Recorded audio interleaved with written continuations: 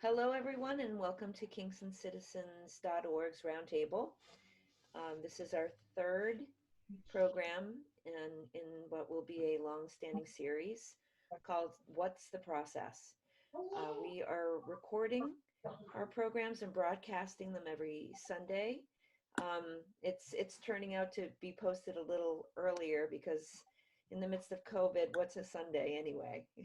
So we're bringing this to you early in the weekend so that you can have time to enjoy these interviews and discussions where we'll tackle City of Kingston and Ulster County topics, either together with my co-hosts or with guests.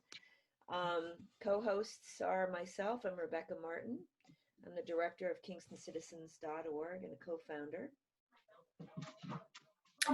I'm Jennifer Schwartz Berky, and I'm a longtime participant, and I guess you could say co-founder, and advisor to Kingston Citizens. I'm also an urban planner and resident of Kingston, and I was a county legislator from 2015 through 2016 through 2017. And I'm Lynn Eckert. I'm a professor, former alderwoman, and former Ulster County legislator. That's a mouthful. I'm so glad to be with you all, as usual. For the audience, if you want to learn more about Kingston Citizens, you can visit www.kingstoncitizens.org. Thanks for tuning in. Tonight, this afternoon, our topic is the Fourth Estate. How do we continue to perform this role in a crisis?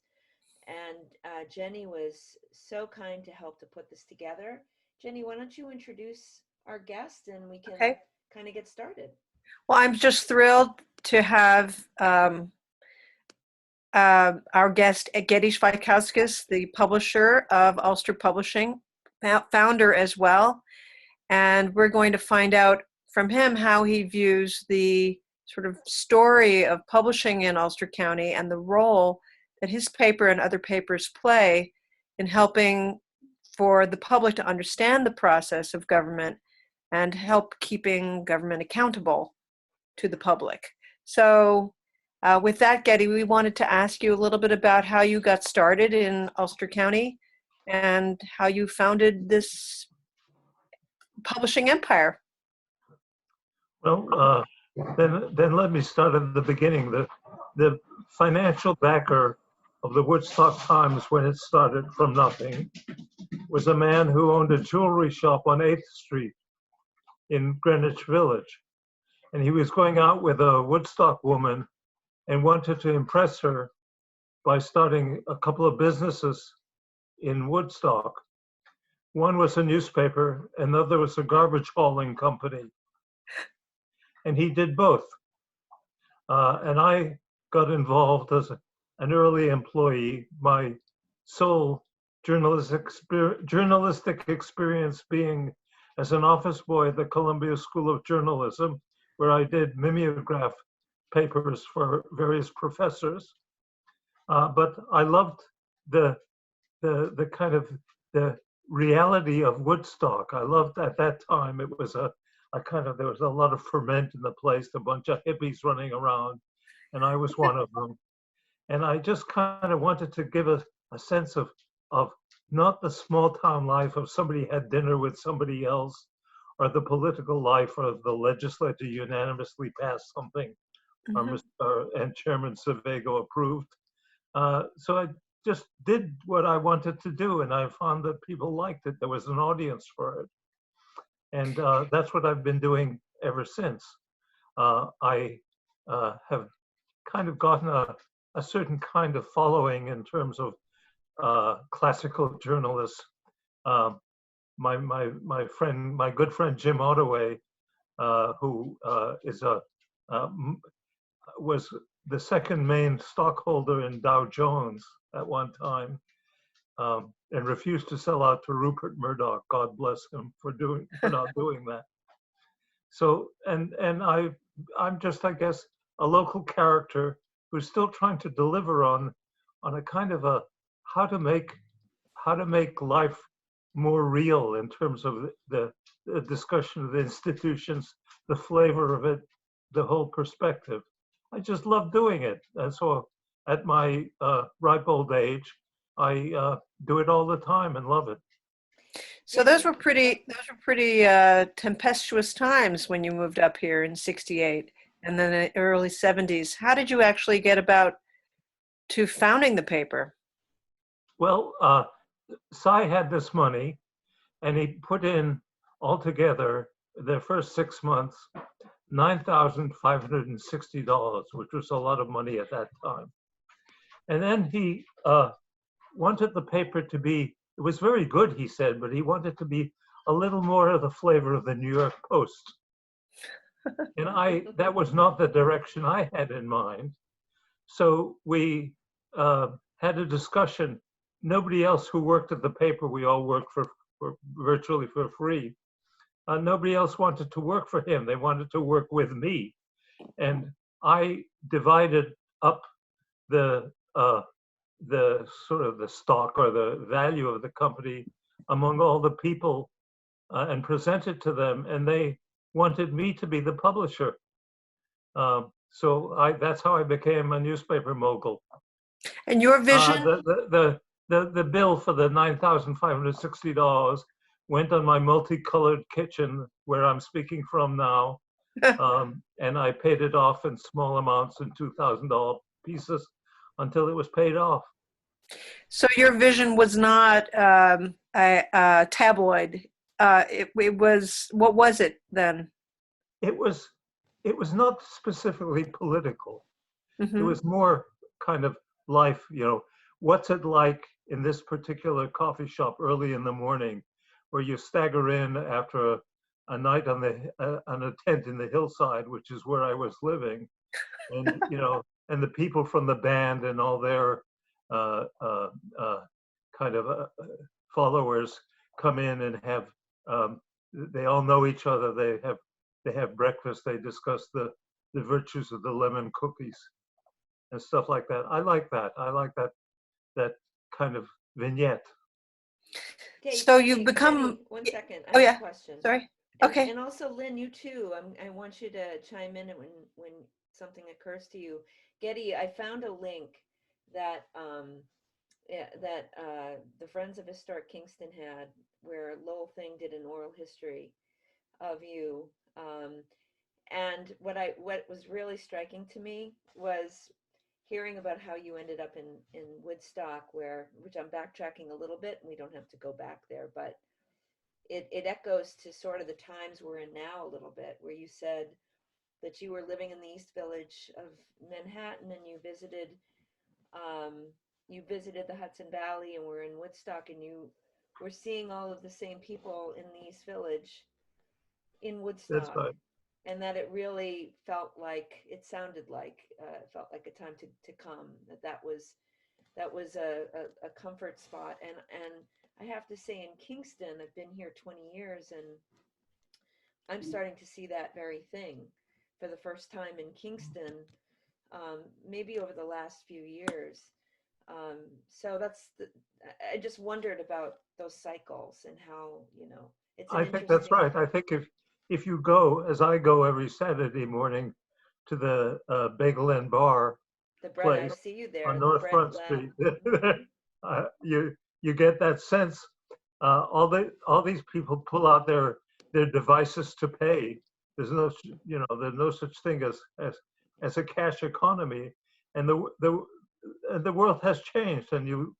And probably you talk to them, and maybe 3 out of 4 are weekenders, but the others are former weekenders who moved to Kingston.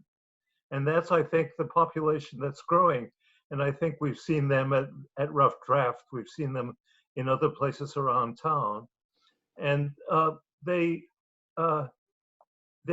still kind of in a halfway world, a little zone of their own.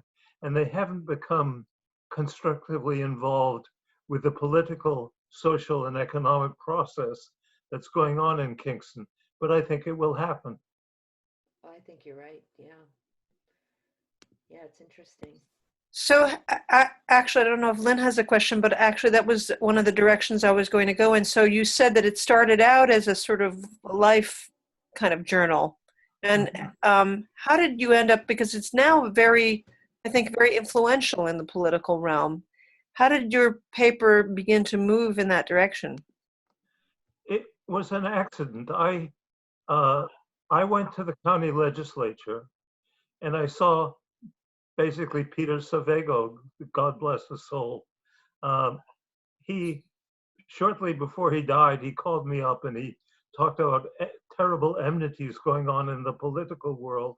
And I reminded him of our relationship, which was about as rocky as they came.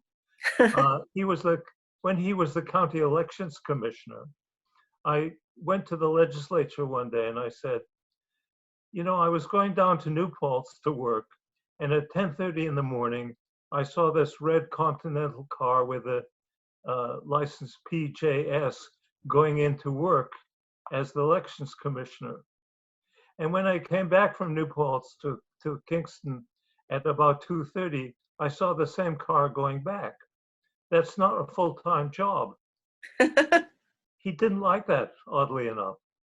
And that's how, and I became kind of a thorn in his side. And they tried the way Trump tries to make fun of his enemies. They did it in the Ulster County style. And certain people, like I think Jerry Benjamin, did it tongue in cheek because he saw and agreed with some of the things I was saying. At that time, Kevin Cahill was just a young county legislator, and he and I were talking the same language. So it's just an involvement that grew. Probably about 15 years ago, when Hugh Reynolds lost his newspaper, or his newspaper was abandoned, or whatever he was doing, I hired him to write a political column. And we did that for some time, and maybe that helped this kind of the political flavor of it. I think politics can be overdone as a something that's the center of life, but I think it always should be seen as an important part of a deeper context that involves considerable inequality, unfairness, and just plain idiocy. That's great. Lynn, did you have a question for Geddy? Let me unmute myself here. I wonder, I'm thinking about if you see any significant differences between the observations you had of the legislature, you know, back then and what you see now. Has there been a growth in professionalism and the quality of legislators, or is it still the same old game and the same old kind of political back and forth from your perspective? I think it's a little of each, and it's you know, Dave Donaldson, whom you mentioned earlier, is you know, a relic of a long past, and I love his relationship, for instance, with John Parody, because there they are, both two good old boys, and they are genuine human beings who have a certain loyalty toward each other, a certain belief in how things are done, and you know, a willingness to put up with the status quo in lots of ways. But I respect them and I like them as individuals. One of the things I like is if I disagree with someone politically, I still like them. I still have a good relationship with them.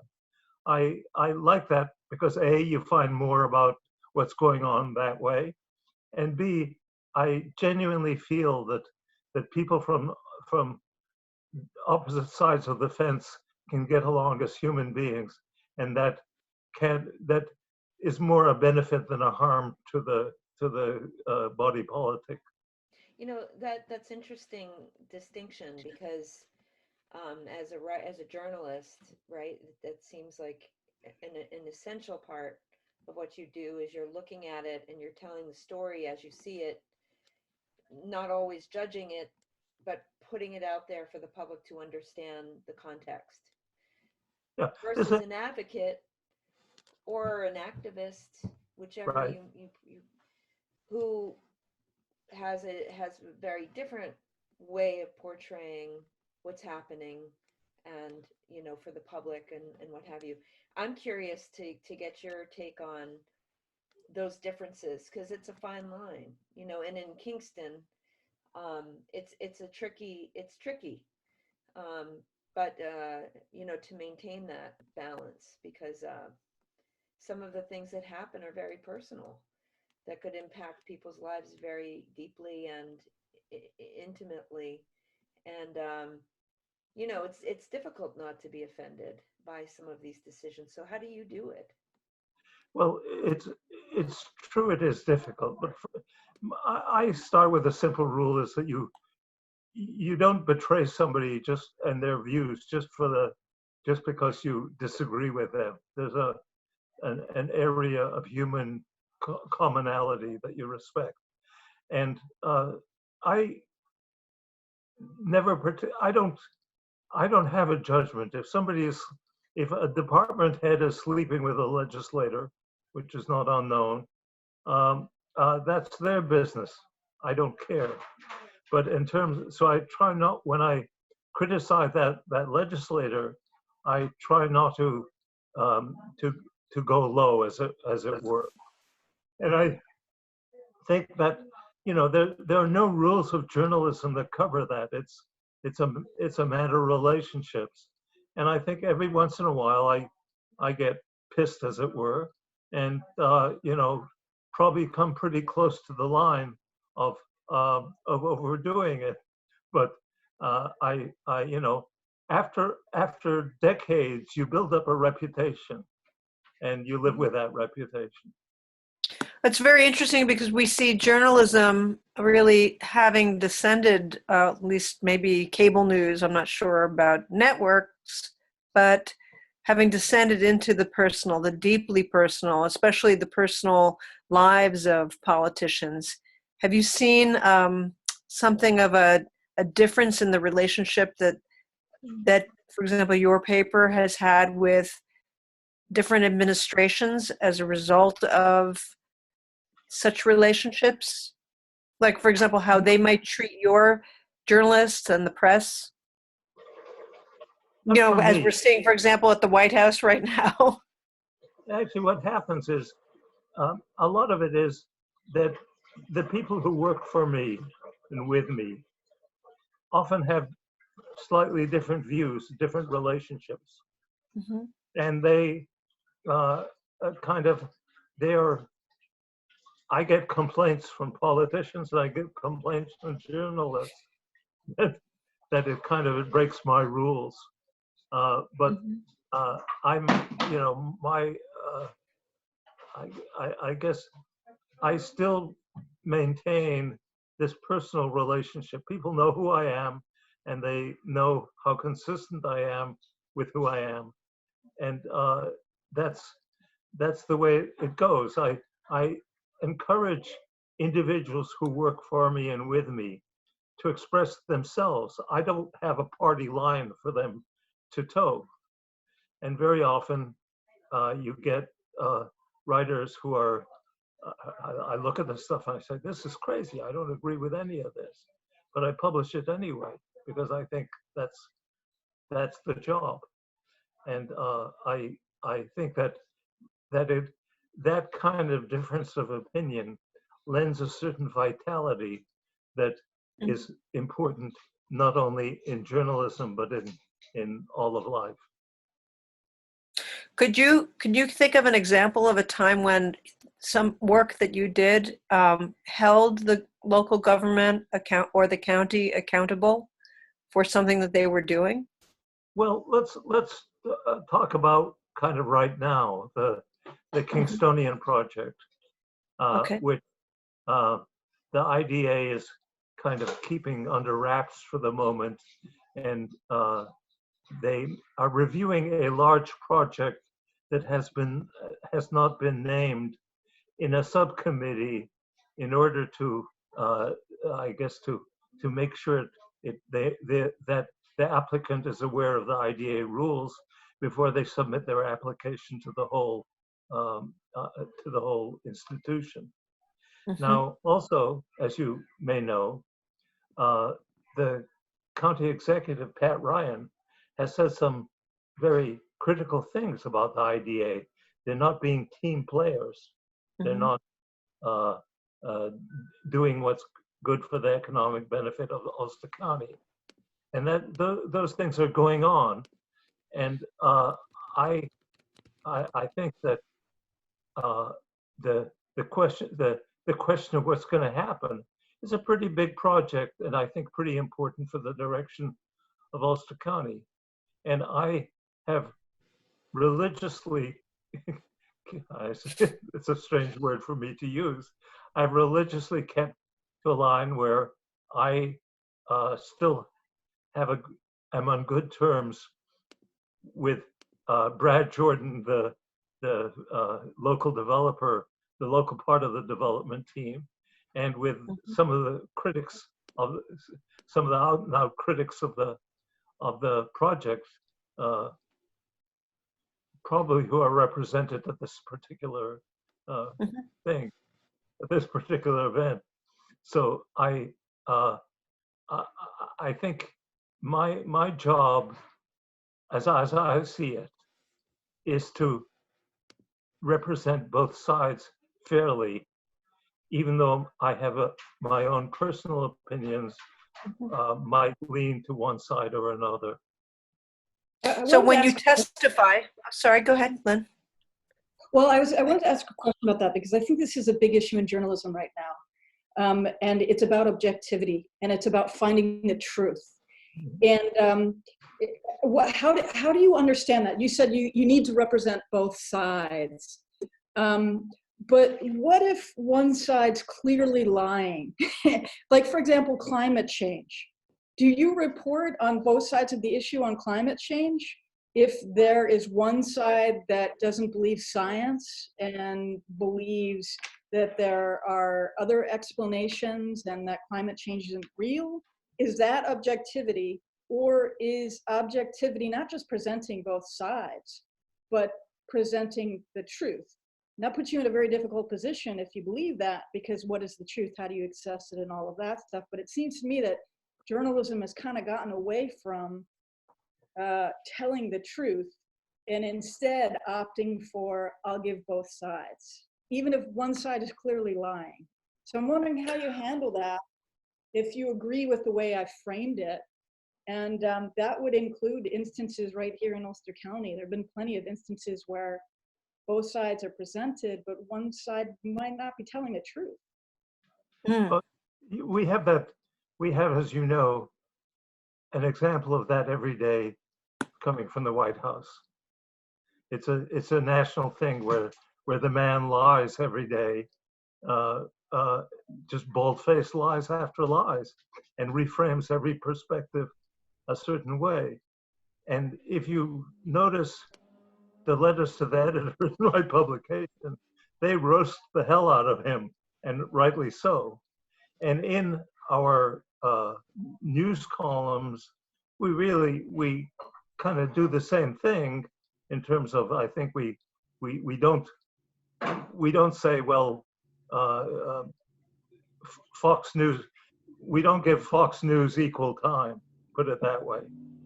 But it's, again, I don't think there's a hard and fast rule for how you deal, because there is no objective truth. There is only the facts as they exist and the presentation of the facts. And I think that presentation is the job, not the conclusions one draws from that presentation.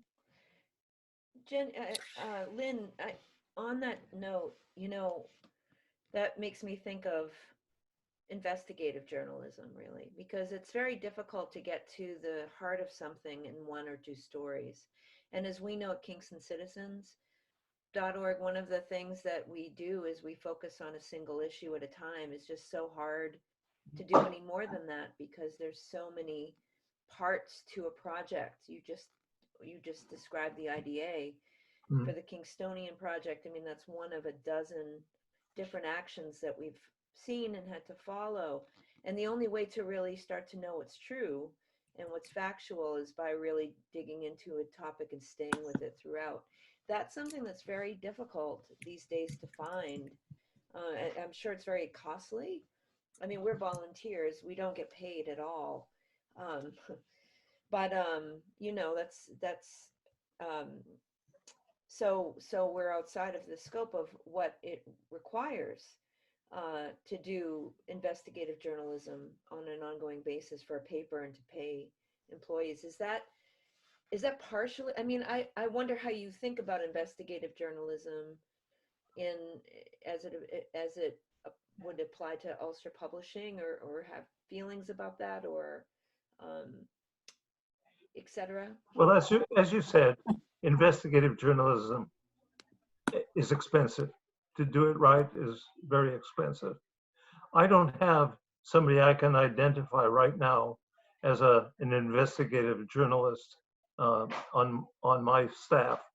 The closest we had was probably Jesse Smith, who did very good stories and thorough stories.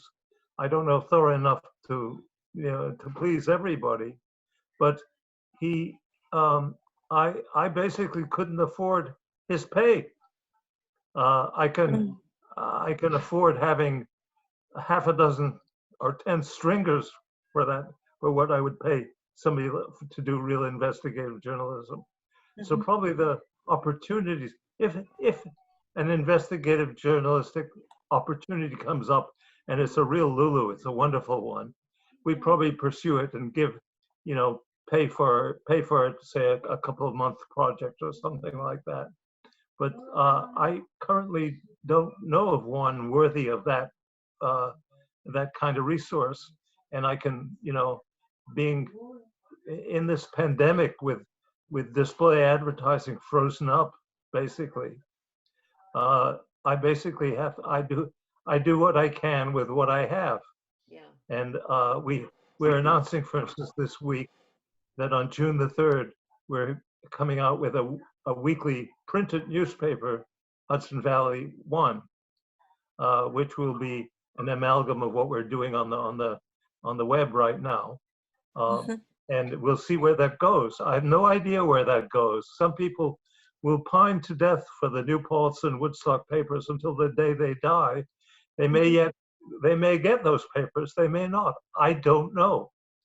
I was But comforted to see that there is a new paper coming. It got me very excited to know that the good. paper version is coming back. Yeah, we'll see where that goes, because if we can get the, I'm amazed at the, I don't want to self-advertise, but I'm amazed at the degree of loyalty and allegiance that people have to what we do. We have these subscriptions on the website. We ask people to send us $35 or $50, and hundreds have done that in just the last couple of months. We have, an amazing number. I think is 485 in the last 2 months. Well, Wow. Geddy, the last time I saw you at the coffee shop, I told you were with your son. I said, $30 a year, it's not enough. It's a bargain. That's what people tell me. But it's kind of the right now, as I understand it, and this is I'm no expert on the national scene, that to do good journalism locally in a place like us, we're not the New York Times, we're not the Washington Post. You need probably a third of your income from the classical sources like display advertising. A third should come from your subscribers and readers, and a third should come from some philanthropic organization, a not-for-profit. And by the way, we're thinking of setting up being part of a not-for-profit, because I didn't do this whole thing for 50 years so I could own something. I did it because I like what I do, and I don't have a need to to improve my house or something. That's great. So do you see an opportunity in this? Do you see that maybe there's a silver lining in consolidating the papers somehow? Yeah, I don't know whether this is a last step or a preview of of successful papers in each town. I have no idea. We'll have to see how that goes. But the idea is to get stuff on a newsstand so the thousands of people can relate to that. Right now, by the way, just give you a sense of it. A few days ago, I looked and we had something like 11,000 visits to our website in one day. We've had as much as 30,000.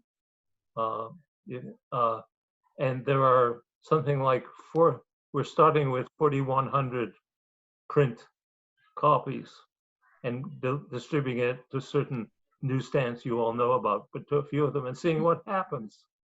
But that ratio, the problem with digital is not that it doesn't attract people, but it's hard to monetize it. And what was your circulation before the crisis began? In print or everything, or well, Yes. it started with, let's see, probably we had it at the maximum somewhere about 8,000 or 9,000 altogether. Yeah, most New Paltz and Woodstock were the big ones. Saugerties and Kingston much smaller numbers, regrettably. What do you think is the future of journalism? I mean, as you pointed out, so much of it is online, and it's really hard to monetize online unless you're the Times or the Post. And I think of even the Post. I mean, Bezos owns the Post. Is there?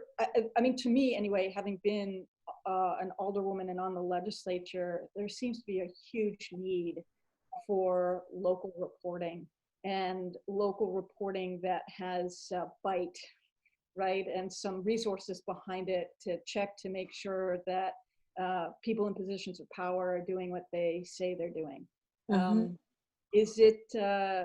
Is there room for that in the future, or will we see the end of journalism as we know it, or are you hopeful?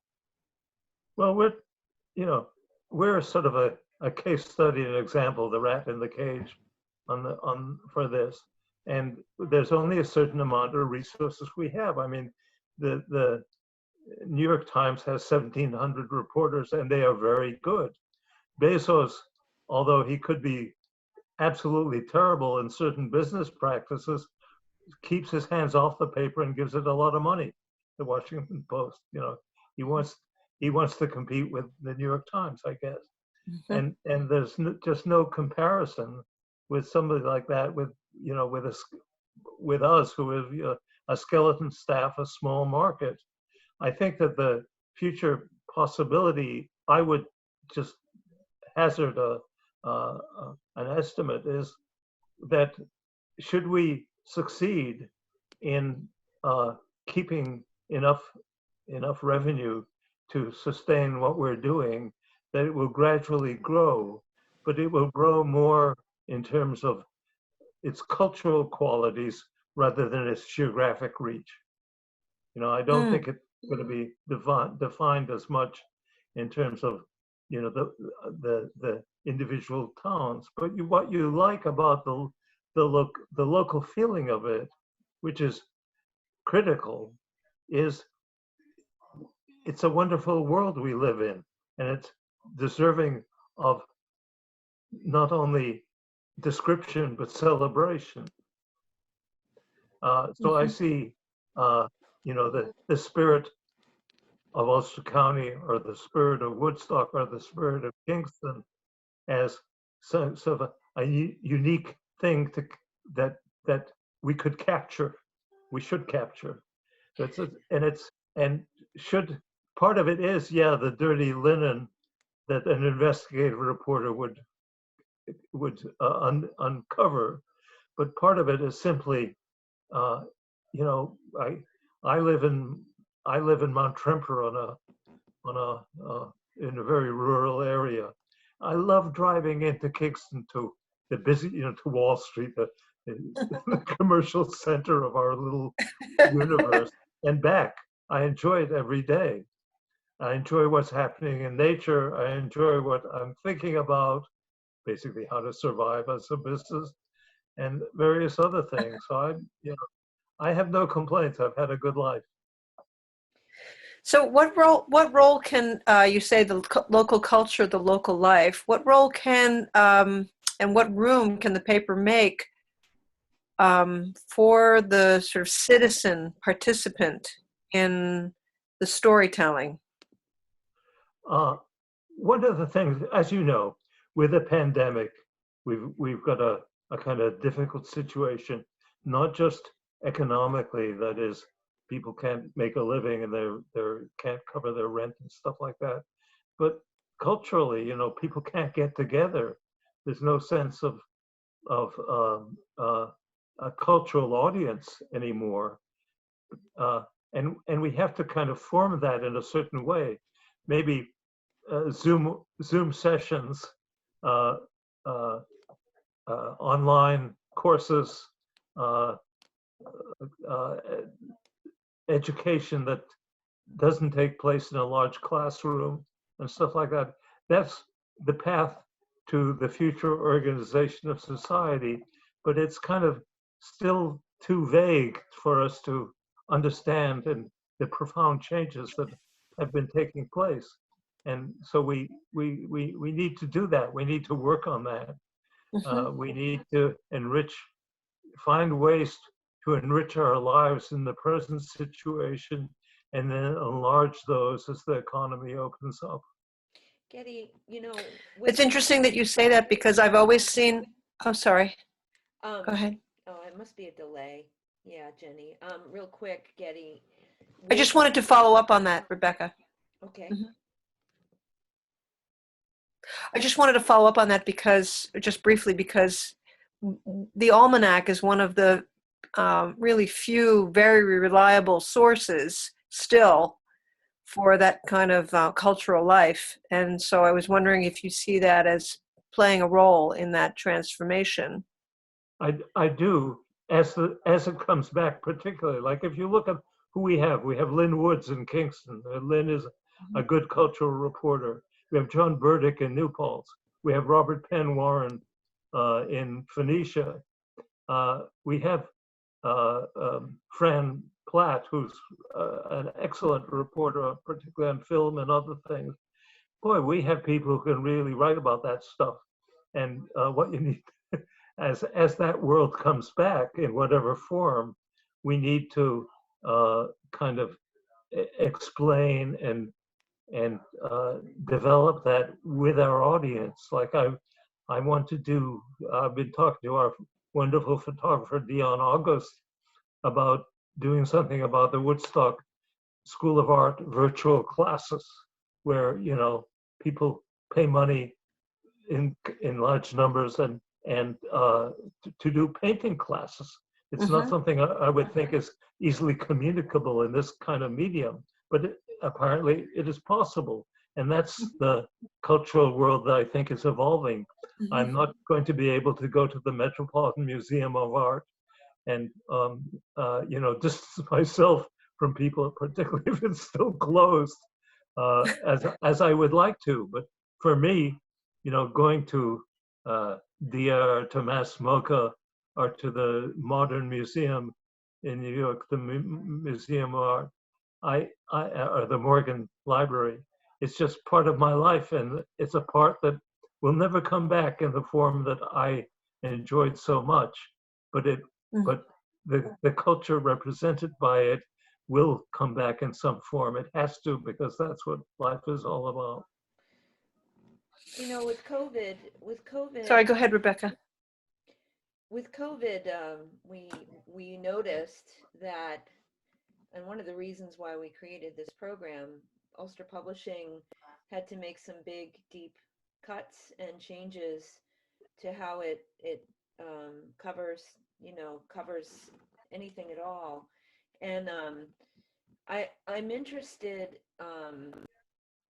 to learn more about, because you are probably being forced to be more efficient in how you in what kind of news that you want to cover or you believe should be covered now with maybe new writers and what have you, because it seems more than ever now. I mean, all of the things you're saying are wonderful and important and romantic, but people are going through so many things and relying on their government for the kinds of services and things that they need. And we're seeing all sorts of gaps. We're seeing gaps, I mean, ones that you noticed by having to make big changes within 2 weeks of the pandemic. And, you know, I think the same is happening in people's lives. They're not able to pay rent. They're not able to eat. They're not able to work. It's just sort of a avalanche of gaps. So I guess my question is, I'm curious to know what happened for you, how the pandemic impacted the way you were doing business, and and going forward, what will your focus be in Kingston, for example? I know you're doing Hudson Valley 1, I'm assuming is going to cover, excuse me, multiple municipalities, or how is this all going to look? Okay. And this is a long question, but it's trying to pack it all in, and any clarifications would be great. Let me kind of give you, basically 2 months ago, my editorial payroll, just not any other part of the newspaper, was about $20,000 a week. It's now less than 10,000. You have to let that sink in. That means half of what you do is gone.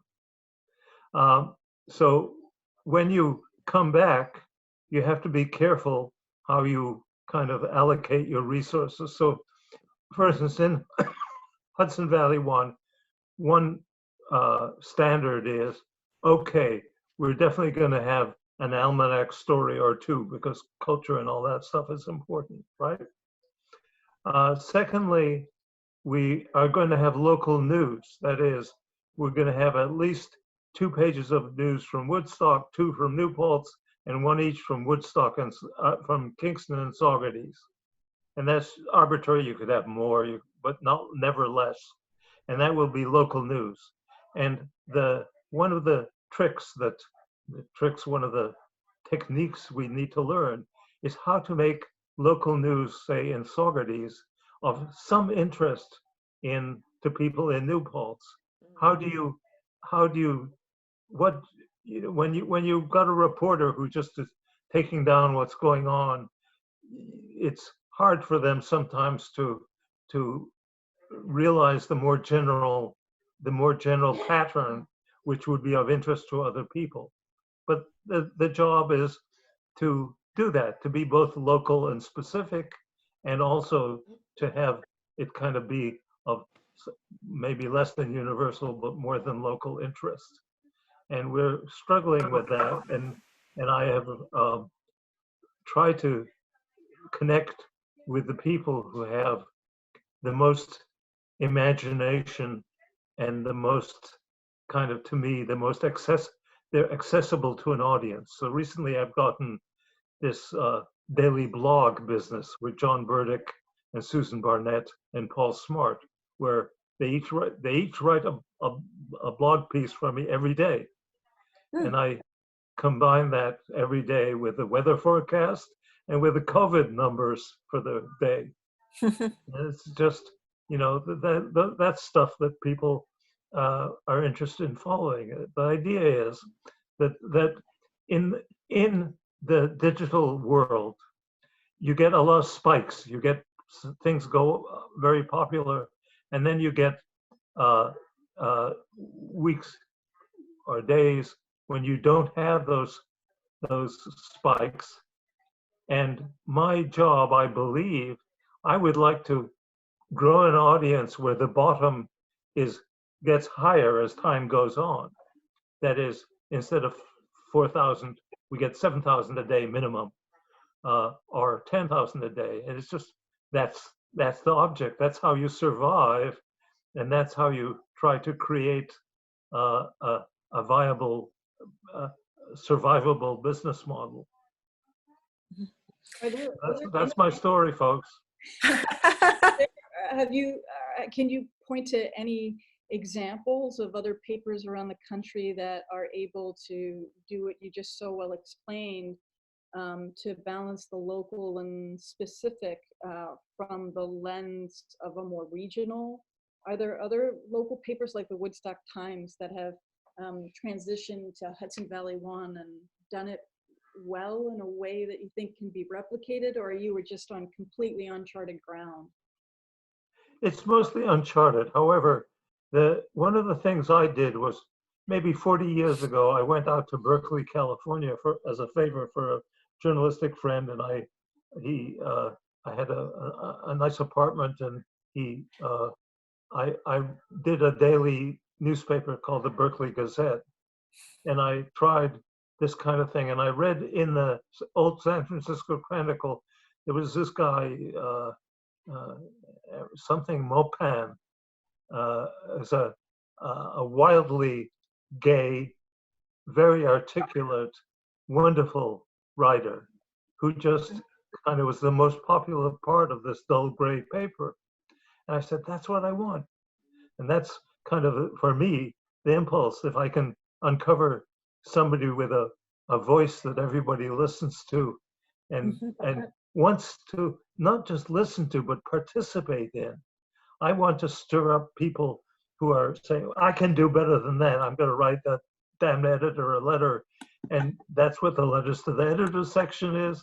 And that's what I hope to articulate more, because the best journalism would be if everybody in Ulster County wanted to write a column about what they thought was going on every day. And I would publish that. First of all, it would be free for me. It's great. But secondly, it would be the most successful journalism in the world. Is that citizen journalism? Have you seen that occur anywhere? And I mean, I can't think of one. I'm just curious, well, like, how would you do that? This week, there was a letter about the Ulster County overspending by Pat Ryan, right?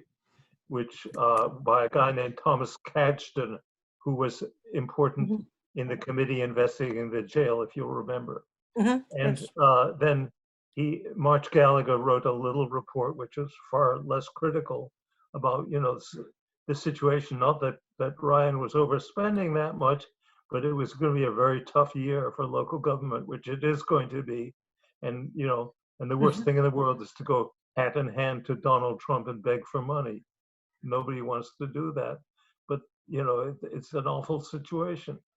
So I think that's an example, I think, of something that can be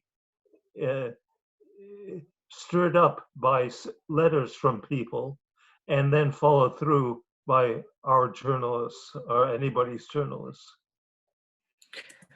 Well, that actually raises the question of social media and your interaction with social media. If you're getting 4,000 versus 11,000 hits in a given day, and the question is, what are the pieces that resonate with people around here, or maybe beyond? How are you interacting with this sort of circles of groups that are very active in our area? Right. Well, the two points that you made, I think, both are important. One is analytics is wonderful. I did what I did in print journalism without knowing what people thought of it. Just the knowledge accumulated very slowly. Now I can just look up the damn thing by Googling it, right? Wonderful. Secondly, I think that the social media is a great way for people to express themselves, but it's totally irresponsible and has no, it's just people yelling at each other over a canyon. And the job of journalism, real journalism, is to go beyond that. But I think somehow to retain some degree of the vitality of that of social networking. I don't know. I'm not going to live long enough to see it, but I I can see its importance, and I can see kind of evolving in that direction, which is why I do these blogs. Well, I think one example, and we're going to be wrapping up soon, but one example where I think the paper, might be interacting would be on the level of things that people think are extremely relevant in the community. You mentioned the Kingstonian. Another, which is going to be the topic of our discussion next week, is the issue of rent control and access to mortgages. There's a very active group, actually several active groups in Kingston that are talking about the crisis of housing. So I was wondering, in that example, do you see a role for the paper in forwarding a factual discourse, let's say, rather well, than you saw this week. This week, Lynn wrote about food supply, and wrote about Project Resilience, wrote about the different pantries, wrote about what the numbers are, wrote about who's organizing, mentioned about 20 names of people who are involved in it, and that's the same type of problem. And again, you can't do them all at the same time, but you have a responsibility to do what you can. I say to people, don't give me a shopping list if I can't deliver it. But all I promise is to do the best I can with it and put everything we have into it. Always do the best we can, and that's it. And if you don't like my priorities, suggest them. Write me letters suggesting changes, or write those changes yourself. Participate in the way you want to pull the discussion toward the way you think it should be. Geddy, how can community members support you now? What's the best way we can support your publication? Well, my daughter, who's in charge of the money thing, will say send money. For me, the bottom line is always participation, any way you see it. That is, don't tell me what I should do, do it. Amen. Amen. And I will support what you do with the best I can all the time. I was wondering, Lynn, you always have a wonderful, thoughtful wrap up in our sessions, and I was wondering if you had some final thoughts to offer today. That's the pressure on. One of the things I wanted to ask Geddy before we left is, from his vantage point, what does he see as some of the most challenging issues before us here in the Hudson Valley, in Ulster County, whether they're cultural, they're economic, they're political? What do you see on the horizon as someone who's, part of the Fourth Estate and that's been such an incredible influence within the area? Right now, one of the things I'm doing with the pandemic stuff, which I'm really interested in, is I divided up the county into 3 equal parts in terms of population. The people from the southern part of the county are mostly oriented toward Orange County, and some of them are, New York City daily commuters, etc. At the Kingston area, which means Esopus, Kingston, Ulster, Saugerties, and the rest of it. And there was this original argument, as you know, that people from New York would come up and party and give everybody the virus. What are the statistics in terms of the incidence of the virus? And it turns out that the number of people infected per capita of the sort of the western part of the county, or not the other 2 parts, is about half the incidence it is in either the Orange County oriented or the Kingston area. And that's significant. What happened was that the largest number started in the southern part of the county. It was way more than anywhere else. It was more like Orange County, frankly, where it was, pretty bad. And then recently, in the last 2 or 3 weeks, it spread more to the Kingston area, partly because of the large number of nursing homes in this area, and partly because it's more dense.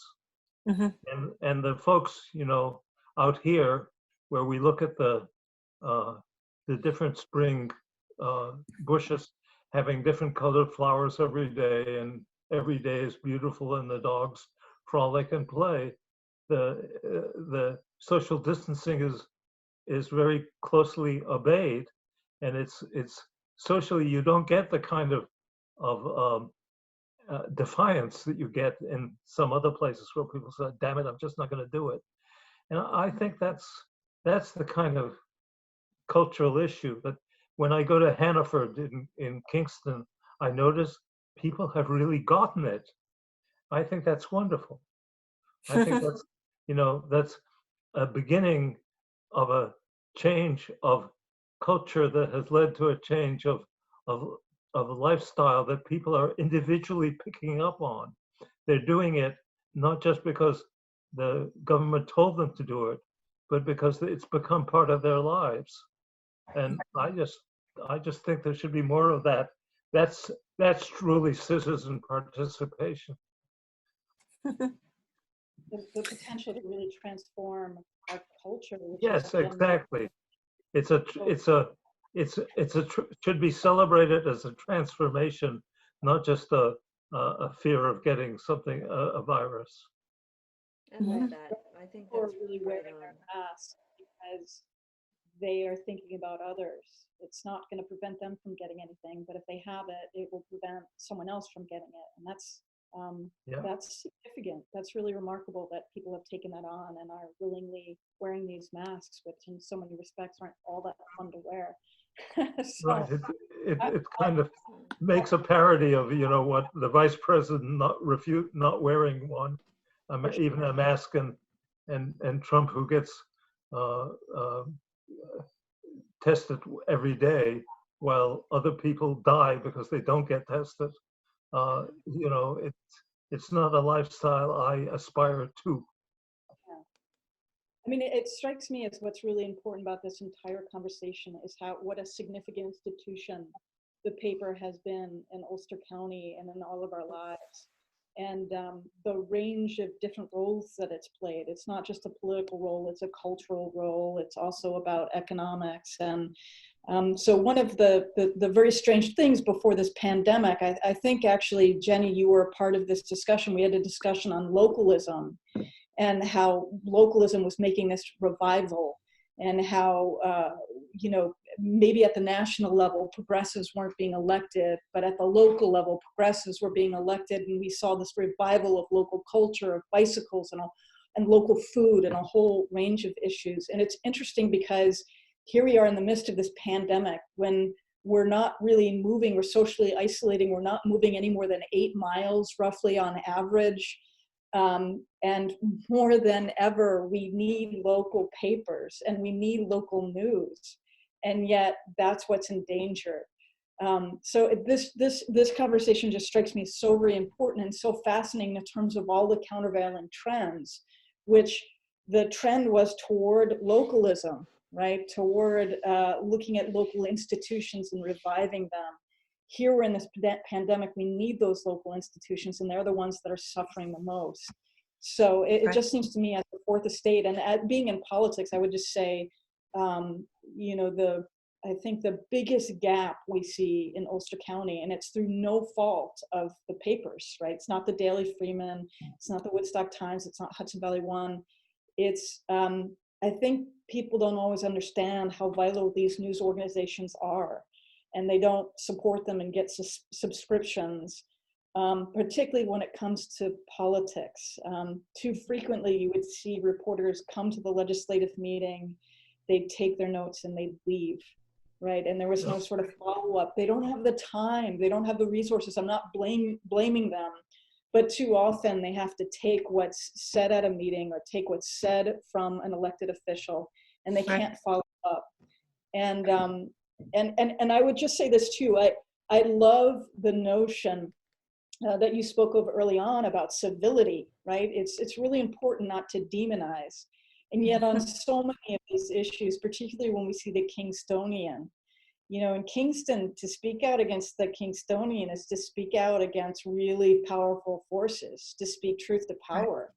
And there's a price for that, you know, and so it's really hard in those circumstances to kind of keep that degree of civility because, you know, for example, in my instance, I was told by the mayor, I got a letter from the mayor's lawyer saying, if you want to ask any questions of your elected official, while I was an elected official, about the Kingstonian, you're going to have to ask your lawyer to speak to our lawyers. You know, that's not civility, right? And so it's this kind of, it's really hard to take a position in this polarized and politically charged atmosphere and to sort of be neutral and civil in all of it in ways that I don't know if it's, and maybe you can speak to this, maybe it's always been this way and I have a more limited horizon and experience, or maybe it's gotten worse during the Trump administration because there's this tone set at the top.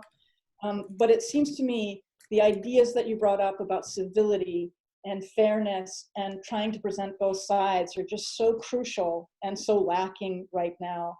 And also the centrality of having a local paper speak to local issues, I think is enormously important. But one of the few things I did, you know, that you would regard as, you know, kind of getting off that middle road was I wrote that the mayor's making a decision as to favoring the project before the process began even was shameful. It was unforgivable. And that's what I feel. You know, that's the kind of thing I feel. And yet I still, you know, kind of, I'm all right with talking to some of the people on that side.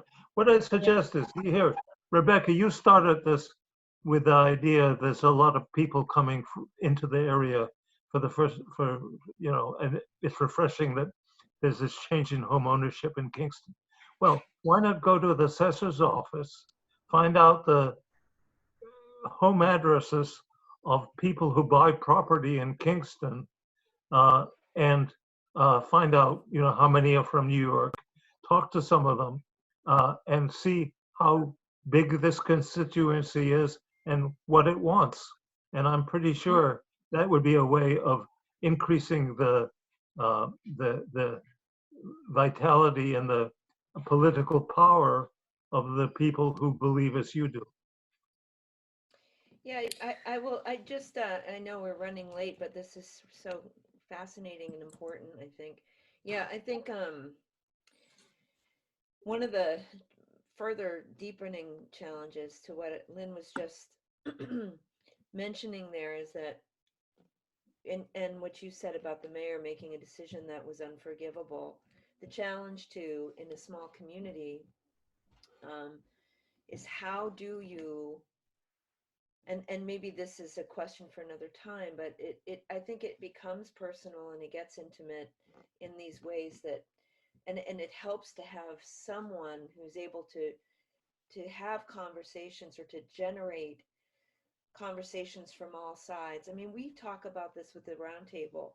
I can definitely say that there are times I get very personal about the issues that I'm working on, and other times where I'm a good facilitator, you know, and I'm becoming more and more okay with that, because I do think you have to draw lines and take positions, and I don't think you can have both ways. There are times where you have to take responsibility for your beliefs and for the decisions you've made that's caused harm, and that's that. But I digress. I guess what's really lacking too is a place where we can have conversations that are trusting conversations. Like KingstonCitizens.org is a trusted platform in some circles, and in others it's not. And I guess that's true with everything. And I'm craving a place where I can go and I can have harder conversations with more people and humanize what's happening to me, or humanize what's happening to my neighbor. And you know, I live on a street that's incredibly diverse. A project like the Kingstonian, or a shooting range in Midtown, or Niagara Bottling, who's going to, you know, potentially use up all of our water. It's kind of fodder if you're not living here.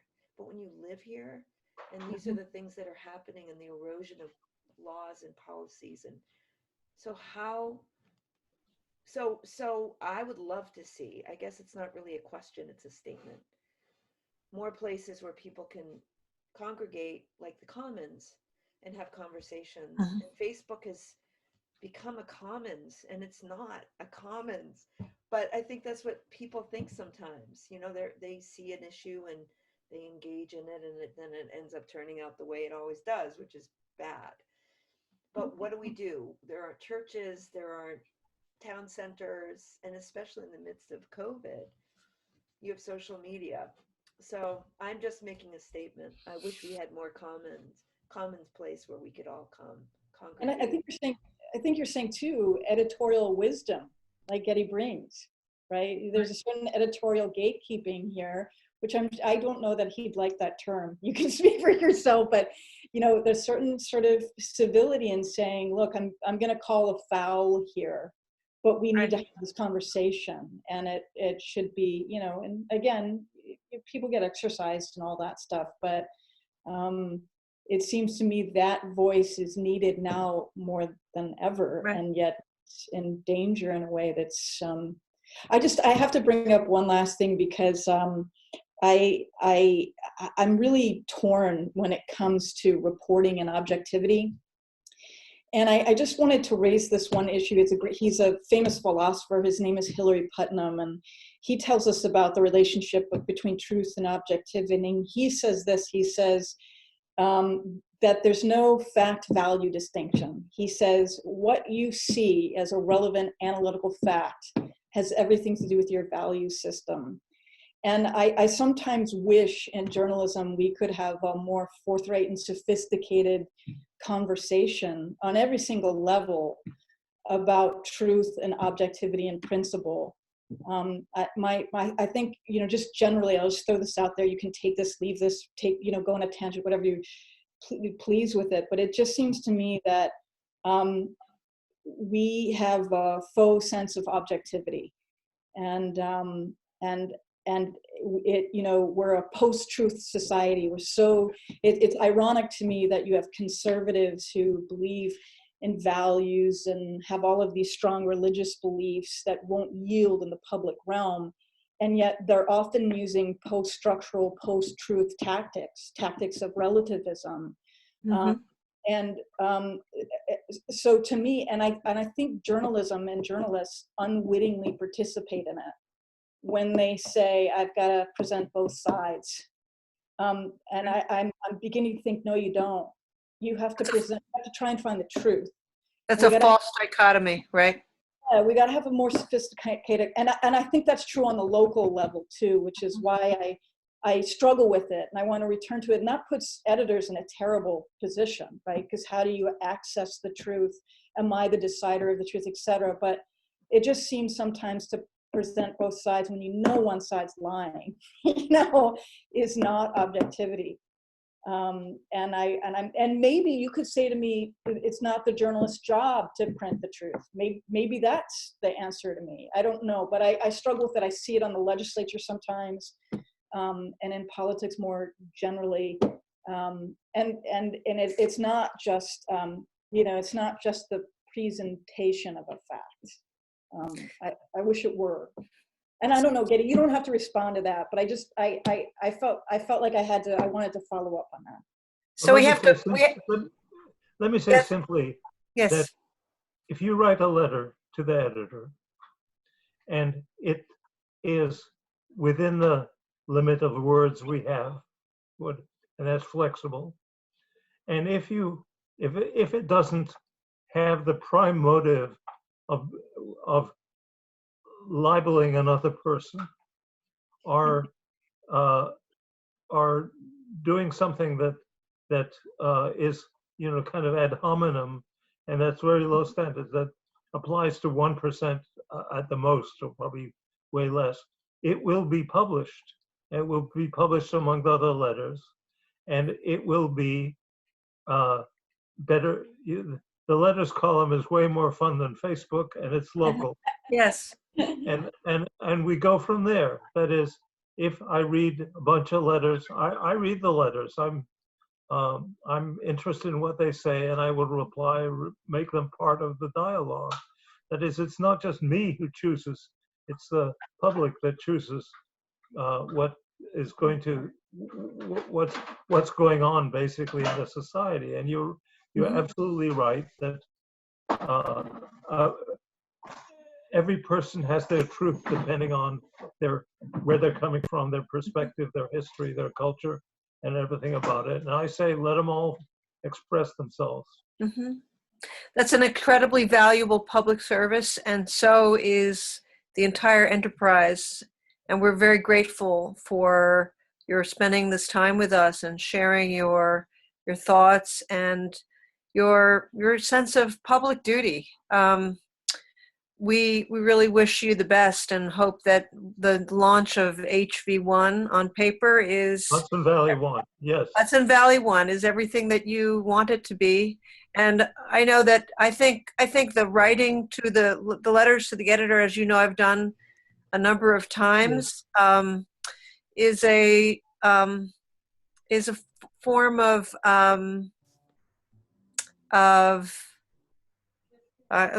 just It's a great contribution, and it's a way of allowing. It's a public forum that, as Lynn said, is moderated. It's moderated by people providing what is, in a sense, they're bearing witness, but bearing witness in a way that isn't really about, the snarky, divisive algorithms of social media, but rather the thoughtful composition of individuals in the public sphere. So we thank you for that, and thank you for your time. Thank you for coming on the show, Geddy. Thank you. Thank you. Talk to you. Bye-bye. Bye. Bye. I'm gonna see, Geddy. Rebecca, will we wrap up or? Yeah. Here. Leave meeting. We need to leave meeting. Okay, we're back. That was quite a wonderful interview, and grateful for Geddy's time on a late night here, or late evening. Jenny, do you want to lead us on some closing thoughts on the subject? Yeah, I was just thinking, this discussion highlights the challenges that we face as a small community, as a region that's struggling with where its resources need to be placed. And I think we've been dealing with this for a long time, long before the crisis.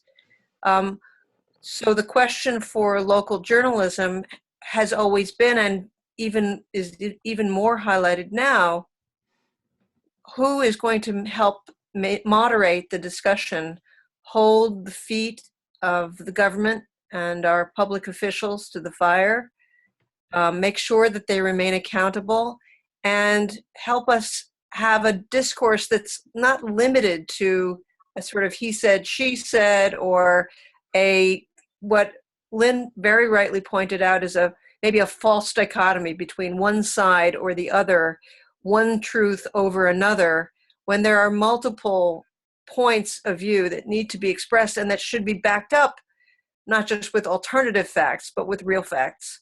So with that, I wonder where we're going to be moving next. And I think it's worth exploring as part of our series here. How are we going to bring about a continued or even deeper accountability in our local government and in our discussion about the issues? I think that's so well said, Jenny, and it seems to me that the need for local journalism has in no way disappeared. We need it now more than ever, and it's such a perplexing moment historically, because here we are in the midst of the ability to communicate globally at the drop of a hat, and yet we're confined to, a very small area as we try to wade through the pandemic. And it's local information and local connection that we need. And the idea that our local papers are in danger of folding is such a hugely important source of information. And I would just say, the one area that I think we as a community, this is certainly not the fault of newspapers, but we as a community, I think, need to think more about the role that newspapers play in political reporting. Mhm. And thinking more about providing them the kinds of resources that they need to do a good job in reporting, and that we need them to do in order to make good decisions about voting and putting Yeah, people. and Right. something Geddy said that is a good thing to highlight is that he wants to hear, for example, as an editor, what the public wants. What sort of news should he should he report? Might he report? And so that's an inroad um, for the public to send letters in, to make comments, to see how they can participate and help to shape maybe what the Mhm. paper does going forward. Um, and, I think what we'll do with our piece tonight is we can share links to our local papers, because I think, there's a lot of people who don't even know what their local papers are. So we can leave those resources for the public this evening, Yes.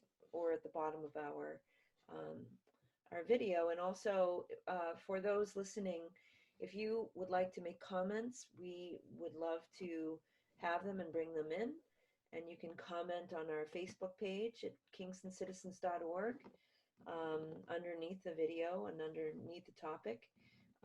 We would love your participation and thoughts on topics too that we can bring into our program that are important to you. Can I just say one more thing, Rebecca? Of course. I love what you said about the role of the public, and I've always said that we elect ourselves, that the people who are elected to represent us are us.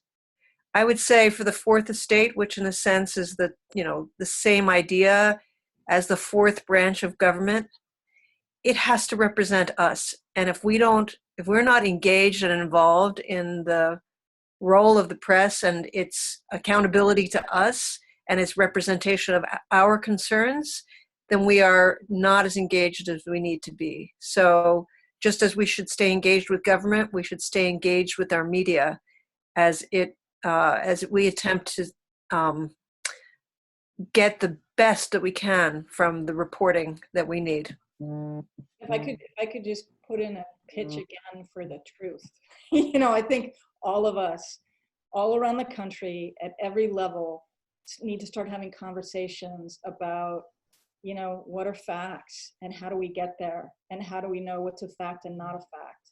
And these, can be highly philosophical conversations, or they can be really straightforward and pragmatic. But we're in an era where we need to start having those conversations in classrooms, and around the dinner table, and in the journalists' offices, because I think this is enormously problematic, and having a lot of different perspectives gives us, I think, a fuller account of the truth, because we all sit in different positions, social locations, and sometimes we can't understand or have a certain position of privilege that doesn't give us entree into the way somebody else views the world. So I'm all in favor of having multiple perspectives, but I also wouldn't jettison the concept of the truth. And I think we've done that too frequently, and now we're in trouble.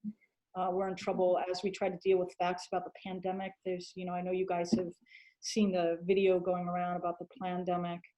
And these are all troubling to me, and it hasn't come out of nowhere. So I would love to have that conversation at the local journalistic level, as well as nationally, in a more serious way. Great. Thank you. Both for being here and providing the insights that you do. And I think too, for the public, you get to the truth by asking lots of questions. Don't be afraid to ask questions. If you don't understand something, ask questions. And you learn very quickly what someone knows and what they don't. Don't assume that they know. And that's what we do, I think, a lot at Kingston Citizens. And that's a good tool in your tool chest. There's no bad questions, mostly. So on that note, thank you all. Thank you both so much. You're brilliant. And it's really an honor for me to be working with you in this capacity. And thank you for your time. Thank you Same so much. to you. Thanks, Jenny, for leading the way tonight. It was Yes, really it was enjoyable. wonderful. A Thank wonderful you. guest, Thank you both. wonderful topic. And we will see you all next week. Good night. Good night.